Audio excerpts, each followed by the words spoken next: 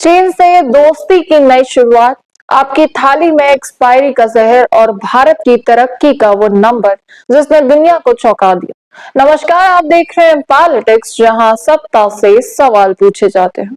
मैं हूं पल्लवी मोदी।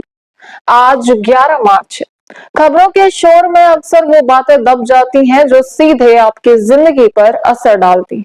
आज हम बात करेंगे उस सीक्रेट मीटिंग की जिसने पड़ोसियों के समीकरण बदल दिए हैं, और उस धोखे की जो आपके खाने के पैकेट पर लिखा है। अगले कुछ मिनट में पेश है आज की वो 10 बड़ी खबरें जिन्होंने आपका दिन बदला है। सरकार ने एक बड़ा फैसला लेते हुए चीन और अन्य पड़ोसी देशों से आने वाले विदेशी निवेश यानी एफडीआई के नियमों में ढील दी। अब मैन्युफैक्चरिंग और ग्लोबल सेक्टर में निवेश आसान हो। सवाल ये है कि क्या सीमा पर तनाव के बीच चीन पर यह आर्थिक भरोसा आत्मनिर्भर भारत के सपने को कमजोर नहीं करेगा? जयपुर में खाद्य सुरक्षा विभाग ने छापेमारी कर करीब 1.5 लाख किलो अमूल प्रोडक्ट्स को नष्ट किया। आरोप है कि एक्सपायरी डेट बदलकर इन्हें बाजारों में उतारा जा रहा था। सवाल, इतने बड़े ब्रांड के नाम पर लोगों की सेहत से ये खिलवाड़ कैसे संभव हुआ? प्रशासन की आंखें अब तक क्यों बंद थी? बांग्लादेश के नए प्रधानमंत्री तारिक रहमान के सत्ता संभालने के बाद वहां की खुफिया एजेंसी के प्रमुख पहली बार भारत के टॉप अधिकारियों से मिलने दिल्ली पहुंचे। सवाल, क्या ये पड़ोसी देश के साथ बिगड़ते रिश्तों को सुधारने की एक गुप्त कोशिश है? देश की सबसे बड़ी एयरलाइन कंपनी इंडिगो के सीईओ ने अपने पद से इस्तीफा दे दिया। विमानन जगत में इस खबर ने खलबली मचा दी। सवाल, क्या बड़े फ्यूल खर्च और ऑपरेशन दबाव के कारण एयरलाइंस के अंदर सब कुछ ठीक नहीं है?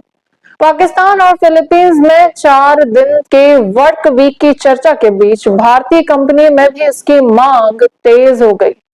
सवाल, क्या भारत जैसे विकासशील देश में काम के दिन घटाना प्रोडक्टिविटी को नुकसान पहुंचाएगा या कर्मचारियों की मानसिक सेहत उससे सुधरेगी? सरकार ने 8,000 करोड़ रुपए के निवेश के साथ सेमीकंडक्टर मिशन की दूसरे चरण को मंजूरी दे दी। लक्ष्य है भारत को ग्लोबल चिप हब बनाना। सवाल, क्या हम ताइवान और चीन की बादशाहत को वाकई चुनौती दे पाएंगे?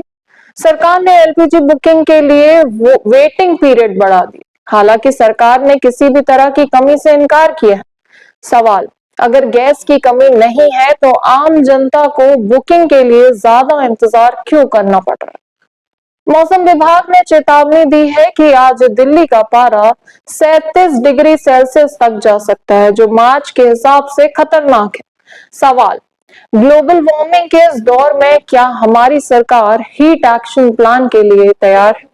यूपी पुलिस ने 20 राज्यों में फैले 1200 फर्जी फर्मों का भांडाफोड़ किया, जो करोड़ों का जीएसटी चूना लगा रहे थे। सवाल, क्या डिजिटल इंडिया के दौर में सिस्टम में इतनी कमियां हजारों फर्में तरीके से चला रही है? झारखंड के दूर दराज इलाकों में अब हाईटेक स्कूलों की शुरुआत हो रही। बिरला ओपन माइंड्स ने अपना नया कैंपस लॉन्च किया। सवाल, क्या ये आधुनिक शिक्षा सिर्फ शहरों तक सीमित रहेगी या गांव के बच्चों को भी बराबर का मौका मिले? तो ये थी आज की वो 10 बड़ी खबरें जिन पर बात करना जरूरी था। चीन के साथ व्यापार में ढील देना क्या भारत की मजबूरी है या मास्टर स्ट्रोक? अपनी राय कमेंट्स में जरूर बताएं।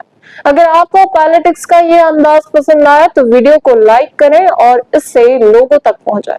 कल फिर मिलेंगे नए सवालों के साथ। तब तक के लिए देखते रहिए पॉलिटिक्स, जहां सत्ता से सवाल पूछे जाते हैं।